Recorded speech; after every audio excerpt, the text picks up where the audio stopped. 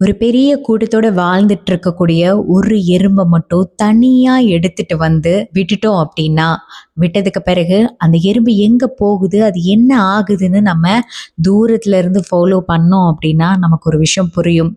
அது தன்னோட வழிய மறந்து அங்க இங்கன்னு திரிஞ்சு வந்த இடம் தெரியாம ஒரு பீரியட்ல களைச்சு போய் டயர்டாகி அது இறந்து போறத நம்மளால பார்க்க முடியும். எஸ், ஒரு கூட்டத்தோட ஹாப்பியா வாழ்ந்துட்டு இருக்கக்கூடிய உங்களுடைய பார்ட்னர் உனக்காக நான் இருக்கேன் அப்படின்னு சொல்லி ஹோப் கொடுத்து தனியா உங்களை கூட்டிட்டு போய் அவங்களுடைய கம்ஃபர்ட் ஜோன்ல வச்சுட்டு, பிறகு எனக்கு வேலை இருக்கு, நான் பிஸியா இருக்கேன், எனக்கு நிறைய பிஸி ஸ்கெடியூல் இருக்கு அப்படின்னு சொல்லி கண்டுக்கிறதே இல்லை அப்படின்னா, நீங்க அந்த பீரியட்ல அட்டென்ஷன் வேணும், கேர் வேணும். ஏன் அவங்க தானே நம்மள அவ்வளோ பெரிய கூட்டத்துல இருந்து பிரிச்சு கொண்டு வந்தாங்க. நாம நமக்குன்னு சொல்லி ஒரு சேஃப் ஜோனை வந்து கிரியேட் பண்ணி நிறைய பேரோட தானே வாழ்ந்துக்கிட்டு இருந்தோம். இப்போ இவங்களே வாழ்க்கைன்னு அவங்க சொன்னாங்க, அதனால நானும் மதிச்சு வந்தேன். ஆனா இப்போ இவங்க டேக் கேர் பண்ண மாட்டேங்கிறாங்க, அட்டென்ஷன் கொடுக்க மாட்டேங்கிறாங்க. ஏன், எதனால அப்படின்னு சொல்லி யோசிச்சு யோசிச்சு கோவப்பட்டு கெஞ்சி போராடி பிறகு மன அழுத்தத்திற்கு ஆளாகி தன்னைத்தானே செல்ஃப் ஹர்ட் பண்ணிக்கிட்டு ஆழமான மன விரக்தியில நடைப்பிணமா வாழ்ந்துட்டு இருக்கக்கூடிய உங்களுக்கான ரொம்ப முக்கியமான பர்டிகுலர் வீடியோ பதிவு தான் இந்த வீடியோ பதிவு. எஸ், இந்த வீடியோவில் உங்களுடைய பர்சன் நீங்கள் ரொம்ப சந்தோஷமாக வாழ்ந்துட்டு இருந்த அந்த வாழ்க்கையிலேருந்து உங்களை பிரித்து வெளியில் கொண்டு வந்துட்டு, நான் இருக்கேன் உனக்காக, நான் எப்போவுமே இருப்பேன் அப்படின்னு ஹோப் கொடுத்துட்டு, பிறகு அவங்க அட்டென்ஷனும் பண்ணாமல் கேரும் பண்ணாமல் உங்கள் கூட டைமும் ஸ்பெண்ட் பண்ணாமல் ஏன் இருக்காங்க, இங்கே என்னதான் நடந்துட்டுருக்கு, உண்மையிலேயே நீங்கள் என்ன பண்ணணும், ஏன் உங்களோட பர்சன் கூட்டிகிட்டு வந்துட்டு இப்போ அட்டென்ஷன் கேர்லாம் தரமாட்டேங்கிறாங்க, இவங்க யார் அப்படிங்கிற எல்லா விளக்கத்தையும் சைக்கலாஜிக்கல் ரீதியான உளவியல் ரீதியான அனைத்து எக்ஸ்பிளனேஷனையும் நான் இன்னைக்கு இந்த வீடியோ மூலமாக உங்கள் எல்லாருக்கூடவும் ஷேர் பண்ண போகிறேன்.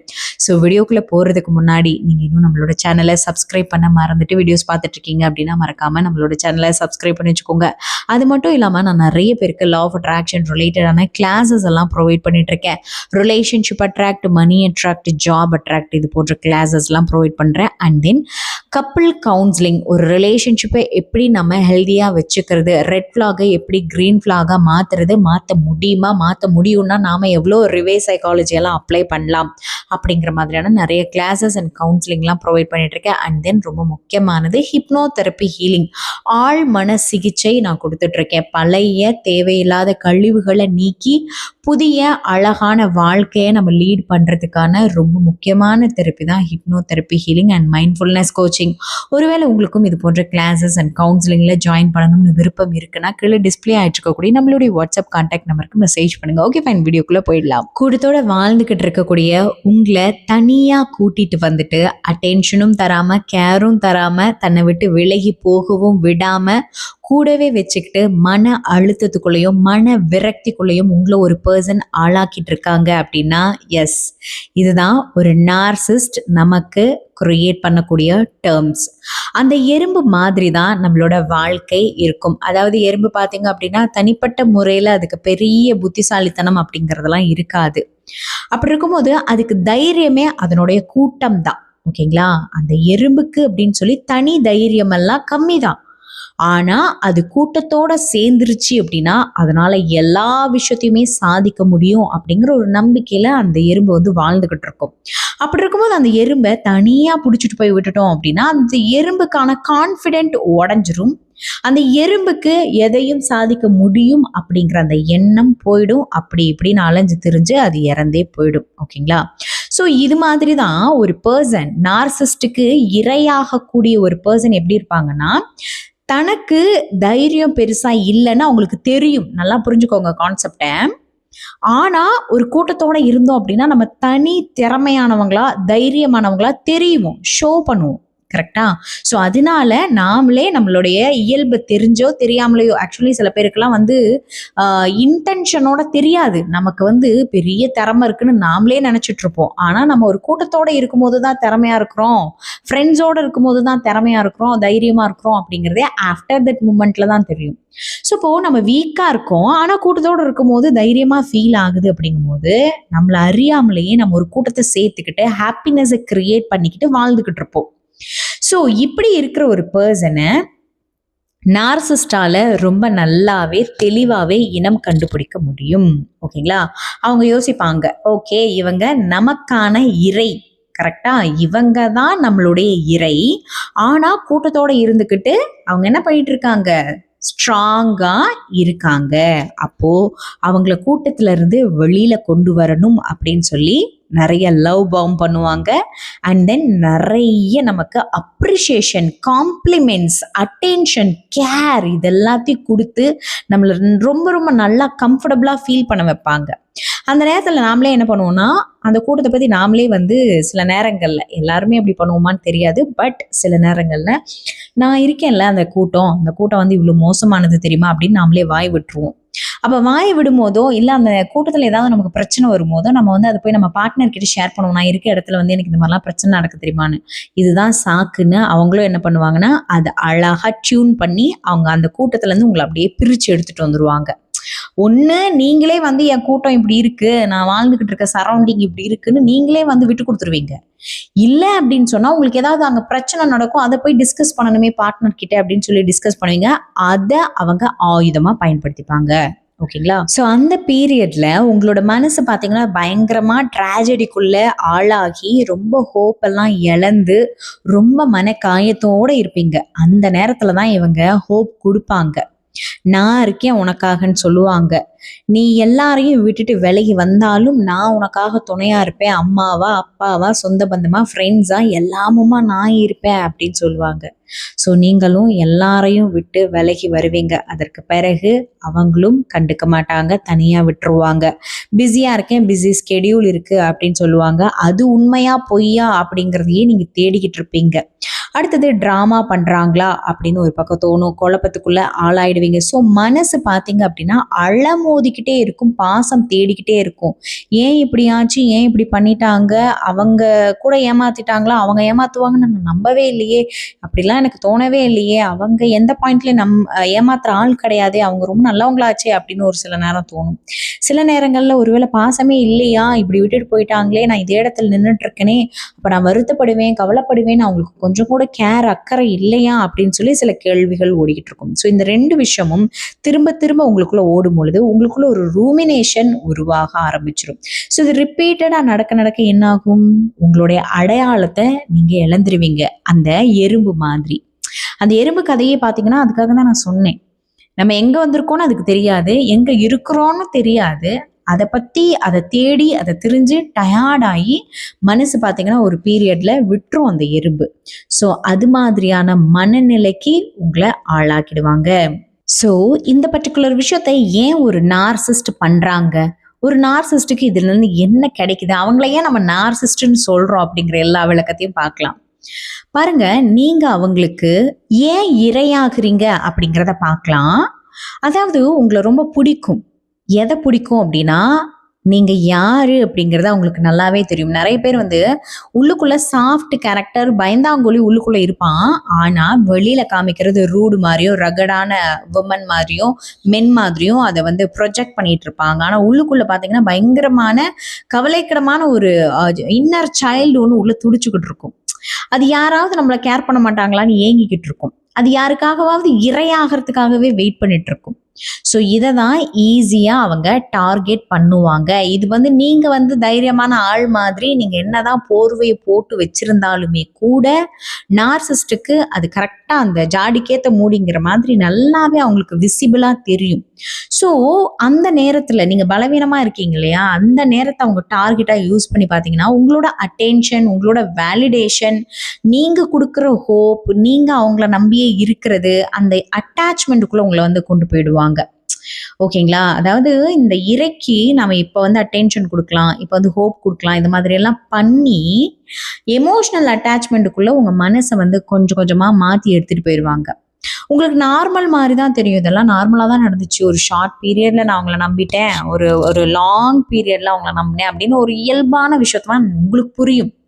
ஆனா உள்ளுக்குள்ள உண்மையிலேயே பார்த்தீங்க அப்படின்னு சொன்னா, இயல்பா நடந்த மாதிரி தான் இருக்கும். ஆனா அது இயல்பா நடந்த மாதிரி நமக்கு ஃபீலே ஆகாது. எங்கேயோ தப்பா இருக்கே அப்படிங்கிற ஃபீலிங் நமக்கு எப்பவுமே இருந்துகிட்டே இருக்கும். அண்ட் 2வது விஷயம், நம்மளுடைய பழைய சப்போர்ட்டிவ் சிஸ்டத்த நாமளே ஒதுக்குற மாதிரியான நிலையை உருவாக்குறது. Friends, family, hobbies, independent life இது எல்லாத்துக்குமே பார்த்தீங்க அப்படின்னா பொதுவா இருக்கும் இல்லையா? அது எல்லாத்தையும் நாமளே மெதுவா விட்டுருவோம். நமக்கே தெரியாது. அது அதுக்கு ஒரு காரணம் வச்சுப்போம். நான் ஏன் என் ஜாப விட்டேன்னா, நான் ஏன் என் ஃபேமிலிய விட்டு ஒதுக்குனேன்னா, நான் ஏன் என் இண்டிபெண்டன்ட் லைஃப கூட நான் விட்டேன் அப்படின்னான்னு, நீங்க எல்லாத்தையும் ஒரு எமோஷன் அ ட்ராமாக்குள்ள போட்டு எல்லாத்தையும் கன்ஃப்யூஸ் பண்ணிப்பீங்க. எஸ். அந்த உங்களுடைய எமோஷன்ஸ் எல்லாமே அவங்களுடைய உலகமா மாத்திப்பாங்க. அந்த எமோஷனல் வேர்ல்ட உங்களுக்காக அவங்க ப்ரொவைட் பண்ணிருவாங்க. அந்த ரிலேஷன்ஷிப்ப சுத்தி உங்களோட எமோஷன்ஸ் வந்து இருக்கிற மாதிரி பண்ணிருவாங்க. Number 3 attention, withdrawal, again attention. அதாவது ஒரு நாள் அதிகமா அட்டென்ஷன், அஃபெக்ஷன் குடுக்கறது, அடுத்த நாள் டிஸ்டன்ஸ் கீப் அப் பண்றது. அப்புறம் மறுபடியும் அன்பிரடிக்டபிள் பேட்டர்னை கிரியேட் பண்றது. மறுபடியும் ஒரு அட்டென்ஷன் கொடுக்கறது. அவங்க போயிட்டாங்க போல இருக்கு அப்படின்னு நம்ம முடிவு பண்ணும் பொழுது மறுபடியும் அவங்க வந்து மாறிட்டேங்கிற மாதிரி பேசுவாங்க, சிரிப்பாங்க. அப்போ அட்டென்ஷன் கொடுக்கறது, வித்ட்ராவல் பண்றது, மறுபடியும் அட்டென்ஷன் கொடுக்கறது, அஃபெக்ஷனை கிரியேட் பண்றது, மறுபடியும் அன்பிரடிக்டபிள் பேட்டர்ன் என்ன பண்ணும்னா நம்ம பிரெயினுக்கு வந்து மிகப்பெரிய டிமோட்டிவேஷனை கொடுக்கும். அது நம்ம ஒரு தடவை ஜட்ஜ் பண்ணிடுவோம் அவங்கள. அப்புறம் வந்து நம்ம இல்ல நம்ம இயர்லி ஜட்ஜ்மெண்ட் பண்ணிட்டோம் போல இருக்கு அப்படின்னு நாமளே நம்மளை காம்ப்ரமைஸ் பண்ணிப்போம். மறுபடியும் இயர்லி ஜட்ஜ்மெண்ட் பண்ணிட்டோமோ அப்படின்னு தோணும். அப்ப நமக்குள்ள இந்த மாதிரி ரிப்பீட்டரா ஒரு ரோலர் கோஸ்டர் ஒன்று ஃபார்ம் ஆகும் பொழுது நம்ம மேல நமக்கே வந்து கான்ஃபிடென்ட் குறைஞ்சிரும். நம்ம ஜட்ஜ் பண்றதெல்லாம் தப்பா தான் ஜட்ஜ் பண்றோம், நாம வந்து வேஸ்ட், அதனால போற போக்குல போயிடுவோம் அப்படிங்கிற மாதிரி அவங்க ரூட்டுக்கு நம்ம கிளம்பி போயிடுவோம். நமக்குன்னு ஒரு ஃபார்முலா வச்சிருப்போம், நமக்குன்னு ஒரு திட்டம் வச்சிருப்போம். ஆனா அவங்க இந்த மாதிரி ஒரு லூப்ல நம்மள வச்சிருக்கும் போது நமக்குன்னு சொல்லி டிசிஷனே எடுக்க முடியாது. மொத்தமா நம்ம ஓகே, நமக்கு சிந்திக்கிற கெப்பாசிட்டியே இல்லை, நம்ம மக்குன்னு நாமளே வந்து அக்செப்ட் பண்ணிக்கிட்டு அங்க கிளம்பி போயிடுவோம். சரி, இதெல்லாம் பண்ணி நம்மள இப்படி வச்சிருக்கிறதுனால அவங்களுக்கு என்ன யூஸ் அப்படின்னு தானே யோசிக்கிறீங்க. எஸ், நாம அவங்க மேல பவுண்டரியே இல்லாம, ஒரு விதமான லிமிட்டேஷனே இல்லாம கொடுக்குற attention and validation, emotional availability எப்பவுமே வந்துட்டாங்க அப்படின்னா மனசார உட்காந்து சமைச்சு கொடுக்கறது, மனசார அவங்கள வந்து பேம்பர் பண்றது, கேர் பண்றது அண்ட் சென்ஸ் ஆஃப் கண்ட்ரோல், இது எல்லாமே அவங்களுக்கு பயங்கர சாட்டிஸ்ஃபைடா இருக்கலாம். இங்க பாருங்க, ரொம்ப முக்கியமான விஷயம் சொல்றேன். அவங்க இதை எல்லாமே பர்பஸாக தான் பண்ணுறாங்க, எப்பவுமே கான்ஷியஸாக பிளான் பண்ணி தான் பண்ணுறாங்க அப்படின்னு நம்மளால சொல்ல முடியாது. புரியுதுங்களா? இது எல்லாமே ஒரு நார்சிஸ்ட் வந்து பிளான் பண்ணி ஸ்கெட்ச் போட்டு தான் அவங்க வந்து பண்ணிட்டு இருக்காங்க அப்படின்னு சொல்ல முடியாது. இது எல்லாமே பார்த்தீங்க அப்படின்னா நமக்கு எப்படி ஒரு அனிச்சை செயல். இப்போ ஒருத்தவங்க கீழே வளராங்க, நம்மளே அறியாம போய் நம்ம எப்படி காப்பாத்துறோம், அந்த மாதிரி யாரோ ஒருத்தவங்க நம்மளை உரைச்சிட்டாங்க அப்படின்னா அவங்கள டாமினேட் பண்ணி அவங்க வாழ்க்கையில வந்து அவங்க நமக்கு அடிமையாக்கி அதனால திருப்தி அடைகிறது. இதுவுமே ஒரு அனிச்சை செயல் மாதிரி தான் நடக்கும். அதுதான் நார்சிஸ்ட். இங்க நிறைய பேர் பார்த்தீங்கன்னா இன்னைக்கு நார்சிஸ்ட் பத்தி நிறைய பேர் பேச ஆரம்பிச்சிட்டாங்க. தப்பு தப்பா பேசுறது. ஒருத்தன் ரூல் பண்ணா அவன் நார்சிஸ்ட்னு சொல்றது, அவன் ஒரு கேர் பண்ணானா அட்டென்ஷன் வேணும், ப்ரையாரிட்டிஸ் வேணும் அப்படின்னு கெஞ்ச விட்டுட்டான் அப்படின்னா உடனே அவனை வந்து நார்சிஸ்ட்னு சொல்லிடுறது. அப்படி கிடையாது. நார்சிஸ்ட்ங்கிறது பிளான் பண்ணியே பண்ண மாட்டாங்க. ஒரு ஸ்கெட்ச் போட்டே பண்ண முடியாது. ஸ்கெட்ச் போட்டு பண்றது பார்த்தீங்கன்னா பிளான் டு அட்டெம்ப்ட். அது வந்து சைக்கோத்தனம். கரெக்டுங்களா? நார்சிஸ்ட்ங்கிறவங்க பார்த்தீங்கன்னா இதை வந்து சைக்கோத்தனத்தோட நிறைய பேர் கம்பேர் பண்ணிடுறது. நார்சிஸ்டுங்கிறவங்களுக்கு வந்து அவங்க தப்பா இருக்காங்கன்னு அவங்களுக்கே தெரியாது. ஆனா தெரிஞ்சுக்கிட்டாங்க அப்படின்னா திருந்துறதுக்கு நிறைய வாய்ப்புகள் இருக்கு.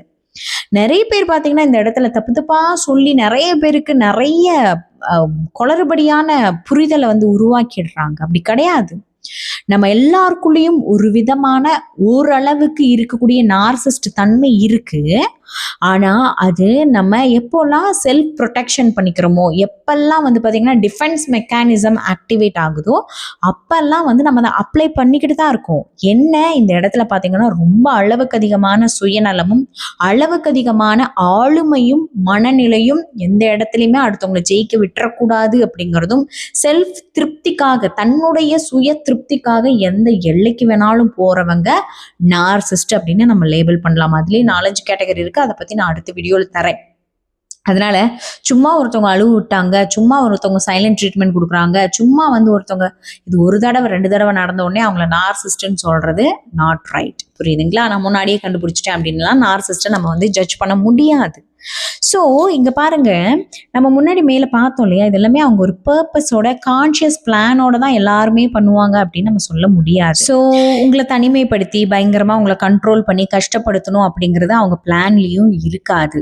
ஆனா அவங்களுக்கு என்னமோ தெரியாது, உங்களுடைய ஆட்டிடியூட், உங்களுடைய ஆக்டிவிட்டிஸ் இதெல்லாமே அவங்களுக்கு அவங்கள அறியாமலேயே ரியாக்ட் பண்ண வைக்கும். ஓகேங்களா? நீ இப்படி பண்ற, அப்படி பண்ற, நீ ஒரு நார்சிஸ்ட் தெரியுமா, நம்ம போய் அவங்க முன்னாடியே பேசினாலும் இது ஏதோ லூஸ் மாதிரி வளரிட்டு இருக்குது, இது ஒன்றும் பெரிய விஷயம் இல்லைன்னா அவங்களுக்கு புரியவே புரியாது.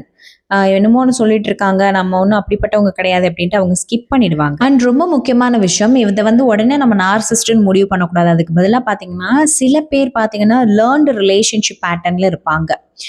அவங்க வாழ்க்கையில இந்த மாதிரி ஒரு பேட்டர்ன்ல தான் இருப்பாங்க. அடுத்தவங்களோட அட்டென்ஷன் வேணும், கேர் வேணும், நான் பாட்டுக்கு என் வேலையை கூலா பார்ப்பேன், என்னை யாராவது தேடிக்கிட்டே இருக்கணும் அப்படிங்கிறத அவங்க வந்து கத்து கூட வச்சிருப்பாங்க. அவங்கள போய் நம்ம நார்சிஸ்ட்னு லேபிள் பண்ணவும் முடியாது. கரெக்டுங்களா? இன்னும் சில பேருக்கு பார்த்தீங்கன்னா இன்செக்யூரிட்டி இருக்கும். பல ரிலேஷன்ஷிப் பிரேக்கப்லாம் இருக்கும். அதுலேருந்து ஒரு விஷயம் கற்றுட்டு இருப்பாங்க. ஸோ அதனால் வந்து அவங்க இந்த மாதிரி அட்டென்ஷனை க்ரியேட் பண்ணிட்டு கம்முன்னு கோஸ்டிங் பண்ணுறது இதெல்லாம் நடக்கும்.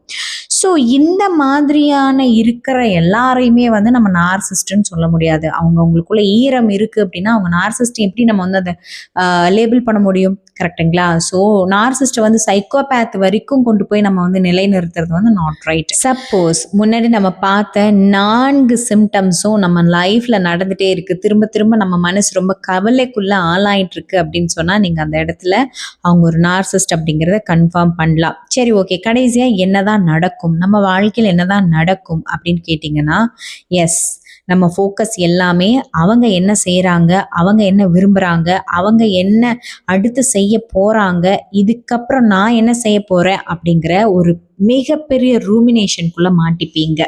இந்த ரூமினேஷன் என்ன பண்ணும் அப்படின்னா உங்களுடைய அடையாளத்தையே மாற்றும்.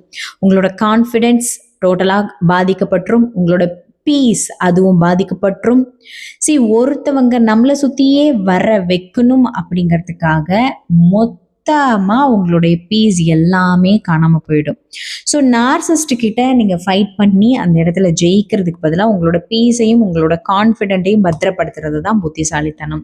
ஸோ ரூமினேஷன் இங்கே தான் ஸ்டார்ட் ஆகுது. திரும்ப திரும்ப அவங்க பண்ண விஷயத்தையே நினச்சிட்டு இருப்போம். நம்மளை இன்சல்ட் பண்ண விஷயம், நம்மளை வந்து இக்னோர் பண்ண விஷயம், நம்மளை கூட்டிட்டு தனியாக வந்து இப்படி நம்மளை வந்து ஆளாக்கிட்டாங்களே அப்படிங்கிற கவலை, வெறுமை, விரக்தி இது எல்லாமே உருவாக ஆரம்பிச்சிடும். இதனால நீங்க ரூமினேஷனுக்குள்ள போய் பயங்கரமாக கஷ்டப்பட ஆரம்பிச்சிருவீங்க. ஸோ பாருங்க, ஒருத்தரை அந்த பர்சன் வந்து நம்மளை சுற்றியே வர வைக்கணும் அப்படின்னு நினைக்கிறது நிச்சயமாக தப்பான விஷயம். ஆனால் அது தப்புன்னே அவங்களுக்கு தெரியாது. ஒருத்தவங்க எப்பவுமே நம்ம மேலே அட்டென்ஷன் காட்டிக்கிட்டே இருக்கணும், ஒருத்தவங்க எப்பவுமே நம்மளை தேடி தேடி வரணும், இதுதான் எனக்கு பிடிச்சிருக்கு அப்படிங்கிறது நார்சிஸ்டுக்கு நிச்சயமாக தெரியாது. அந்த நேரத்துல தான் இன்னும் அளவுக்கு அதிகமா அவங்க வந்து இன்ஃப்ளூயன்ஸ் பண்ண ஆரம்பிப்பாங்க. ஒருத்தவங்க நம்மளை சுத்தி வரவே மாட்டாங்கன்னா அழுவாங்க, கில்ட் ஆக்குவாங்க, ஷேமா ஃபீல் பண்ண வைப்பாங்க. இதெல்லாம் பண்ணி அட்டென்ஷனை வாங்கிப்பாங்க. அப்ப அட்டென்ஷனை வாங்கும் போது பாத்தீங்க அப்படின்னா நீங்க உங்களோட செல்ஃபை இழந்திருப்பீங்க. கரெக்டா? அழுகிறது, திட்டுறது, கெஞ்சுறது, மறுபடியும் திட்டுறது, அழுகிறது, கிஞ்சுறது, திட்டுறது, இது ரிப்பீட்டடா நடந்தா என்ன ஆகும்? உங்க கான்ஃபிடென்ஸே போயிடுது இல்லையா? அப்பதான் நீங்க டோர் மேட்டா மாறுவீங்க.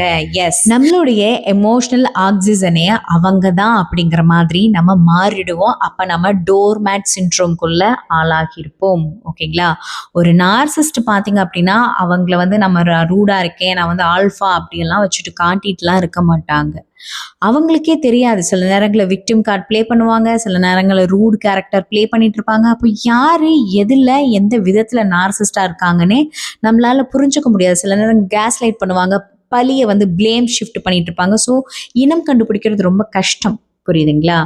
ஸோ இப்படி இருக்கிற ஒரு பெர்சன நான் விரும்பிக்கிட்டு இருக்கேன். இப்படி இருக்கிற ஒரு பெர்சன் வாழ்க்கையில இருக்காங்க. ஸோ உங்களுடைய எமோஷனல் அட்டாச்மெண்ட் எல்லாமே அவங்க மேல திரும்பினதுக்கு பிறகு உங்களுக்கு யோசிக்கிற கெப்பாசிட்டி படிப்படியா குறைஞ்சிரும். ரூமினேஷனுக்குள்ள நல்லா மாட்டிப்பீங்க. டோர்மேட் சிண்ட்ரோமும் வந்துடும். ஸோ நான் ஆல்ரெடி இந்த இடத்துல தான் இருக்கேன். இப்போ எப்படி நான் அதுலேருந்து இக்னோர் பண்ணுறது, நான் எப்படி வெளியில் வர்றதுன்னு கேட்டிங்கன்னா, உங்களோட சப்கான்ஷியஸ் மைண்டை ஹீல் பண்ணணும். நீங்கள் உண்மையிலேயே தைரியமான ஒருத்தவங்களா, நீங்கள் உண்மையிலேயே தனியாக இருந்து உங்களால் ஜெயிக்க முடியும் அப்படிங்கிற கெப்பாசிட்டி நீங்கள் ஃபஸ்ட்டு பிலீவ் பண்ணணும்.